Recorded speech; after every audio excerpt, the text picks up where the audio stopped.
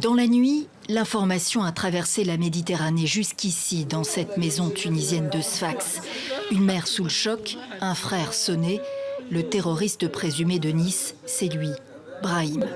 Il a été réparateur de mobylettes quand il a quitté le lycée. Ça fait à peu près 2 ans et demi qu'il fait la prière.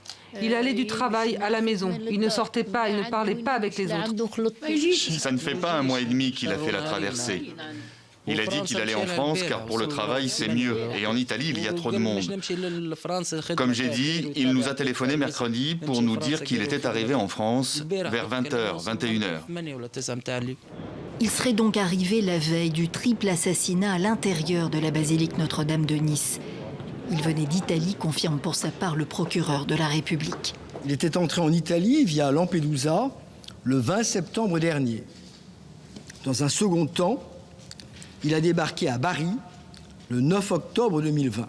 Il était porteur au moment de son interpellation d'un document sous forme d'un papier de la Croix-Rouge italienne au nom d'un ressortissant tunisien né en 1999. Passé sous les radars, confirme le ministre de l'Intérieur.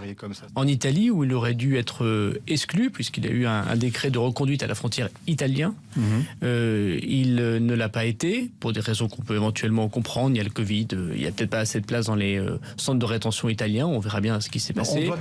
Le terroriste de Nice a-t-il agi seul? Les enquêteurs tentent de faire parler les 2 téléphones portables retrouvés dans la cathédrale Notre-Dame, à côté du Coran et du couteau avec lequel il a tué 2 femmes et le sacristain. Un homme a été interpellé jeudi soir, soupçonné d'avoir été en contact avec lui.